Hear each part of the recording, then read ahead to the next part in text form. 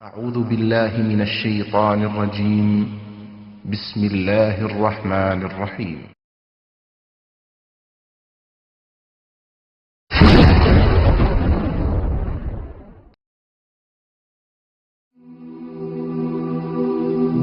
মৃত্যু এমন এক বাস্তবতা যার থেকে কেউ পলায়ন করতে পারবে না। প্রত্যেকটি প্রাণীকেই মৃত্যুর স্বাদ আস্বাদন করতে হবে। আল্লাহ তাআলা পবিত্র কালামে মাজিদে ইরশাদ করেন, কুল্লু নাফসিন যায়িকাতুল মাউত, প্রতিটি প্রাণী ওই মৃত্যুর স্বাদ আস্বাদন করবে। কুল ইন্নাল মাউতাল্লাযী তাফিররুনা মিনহু ফাইন্নাহু মুলাকীকুম, হে নবী আপনি বলে দিন, মৃত্যু যার থেকে তোমরা পলায়ন করছো সে অবশ্যই তোমাদের সাথে সাক্ষাৎ করবে। আইনামা তাকুনু ইউদরিকুমুল মাউত ওয়ালাউ কুনতুম ফি বুরুজিম মুশাইয়াদা, তোমরা যেখানেই থাকো না কেন মৃত্যু তোমাদেরকে পাকড়াও করবেই, যদিও তোমরা সূর্য দুর্গে অবস্থান করো। লিকুল্লি উম্মাতিন আজাল, ইযা জাআ আজালুহুম ফালা ইস্তাখিরুনা সাআতান ওয়ালা ইস্তাকদিমুন, প্রত্যেকটি জাতিরই মৃত্যুর জন্য একটি নির্ধারিত সময় রয়েছে। যখন সেই নির্ধারিত সময় চলে আসে তখন তার থেকে এক মুহূর্ত আগ পিছ করা হয় না। এই ক্ষণস্থায়ী পৃথিবী যাকে নিয়ে তোমরা স্বপ্ন দেখছো, এই স্বপ্নের পৃথিবীও একদিন ধ্বংস হয়ে যাবে। কিয়ামতের সময় যখন নিকটবর্তী হবে তখন আল্লাহ সুবহানাহু ওয়া তাআলা নিজের দায়িত্বপ্রাপ্ত ফেরেশতাকে সিংহায় ফুৎকার দেওয়ার আদেশ দিবেন। অতঃপর ফেরেশতা সিংহায় ফুঁক দিবেন, ফলে পৃথিবী ও পাহাড় সমূহ উত্তোলিত হবে, চূর্ণ বিচূর্ণ হয়ে যাবে, আকাশ ফেটে টুকরো টুকরো হয়ে যাবে এবং নক্ষত্র সমূহ ঝরে পড়বে, সূর্য তার কিরণ হারিয়ে ফেলবে, সমুদ্রকে উত্তাল করে তোলা হবে। সেদিন কিয়ামতের ভূমিকম্প ও কিয়ামতের ভয়াবহ অবস্থা দেখে সকলেই মৃত্যুবরণ করবে। আল্লাহ তাআলা বলছেন, ইয়া আইয়ুহান নাসু তাকু রাব্বাকুম ইন্না জালজালাতাস সাআতি শাইউন আযীম يوم ترونها تذهل كل مرضعة عما رضعت وتضع كل ذات حمل حملها وترى الناس سكارى وما هم بسكارى ولكن عذاب الله شديد। হে মানুষ, তোমরা তোমাদের প্রতিপালককে ভয় করো, নিশ্চয়ই কিয়ামতের প্রকম্পন এক ভয়ঙ্কর ব্যাপার। সেদিন তোমরা দেখবে প্রত্যেক স্তন্যদানকারিণী আপন দুগ্ধপোষ্য শিশুকে ভুলে যাবে এবং প্রত্যেক গর্ভধারিণী তার গর্ভপাত করে ফেলবে। তুমি দেখবে মানুষকে পাগলের মতো, আসলে ওরা পাগল নয়, তবে আল্লাহর আযাবই হবে কঠিন।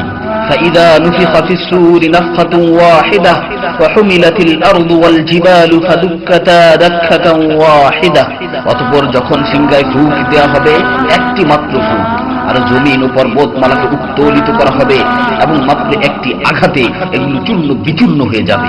ইযা সামাউ ফাতারাত ওয়া ইযাল কাওয়াকিবু ইনতাসারাত ওয়া ইযাল বিহারু ফুজ্জিরাত ওয়া ইযাল কুবুরু বু'সিরাত আলিমাত নাফসুম মা কদ্দামাত ওয়া আখখারাত, যখন আসমান বিদীর্ণ হবে, আসমান ফেটে টুকরো টুকরো হয়ে যাবে, আর যখন নক্ষত্রগুলো ঝরে পড়বে, আর যখন সমুদ্রগুলোকে উত্তাল করে তোলা হবে, আর যখন কবরগুলোকে উন্মোচিত করা হবে, তখন প্রত্যেকেই জানতে পারবে সে আগে কি পাঠিয়েছে এবং পরে কি পাঠিয়েছে।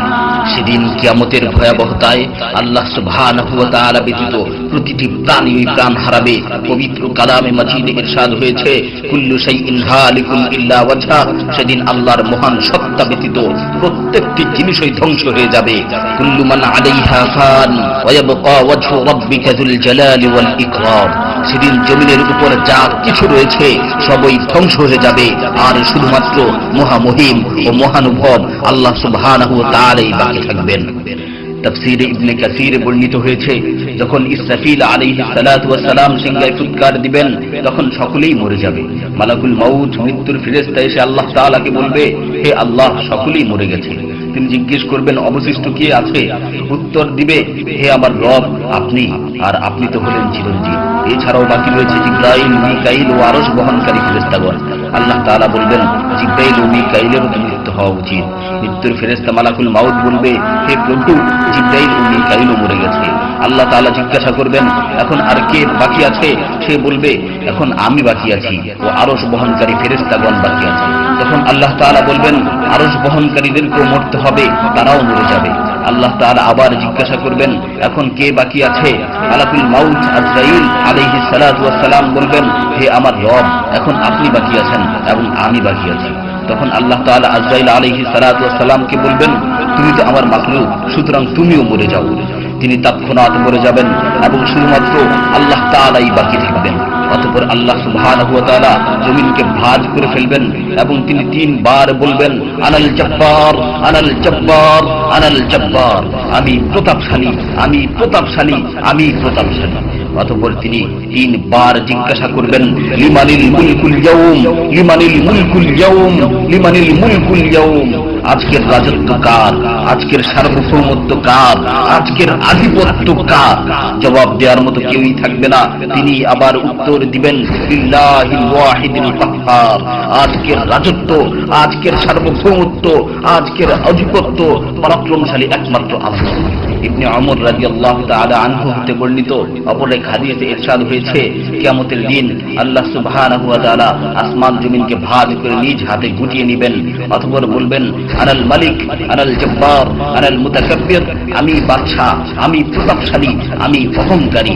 আইনা মুলুকুল আরদ, আইনাল জব্বারুন, আইনাল মুতাকাব্বিরুন, দুনিয়ার রাজা বাদশারা কোথায়, দুনিয়ার প্রতাপশালীরা কোথায়, দুনিয়ার অহংকারকারীরা কোথায়? তখন আল্লাহ তাআলা সুউচ্চ কণ্ঠে 3 বার জিজ্ঞাসা করবেন, লিমানিল মুলকুল ইয়াউম, লিমানিল মুলকুল ইয়াউম, লিমানিল মুলকুল ইয়াউম, আজকের রাজত্ব কার, আজকের সার্বভৌমত্ব কার, আজকের আধিপত্য কার? অতঃপর তিনি 3 বার উত্তর দিবেন, লিল্লাহিল ওয়াহিদিল কাহ্হার, আজকের সার্বভৌমত্ব, আজকের রাজত্ব, আজকের আধিপত্য প্রতাপশালী একমাত্র আল্লাহ সুবহানাহু ওয়া তাআলা।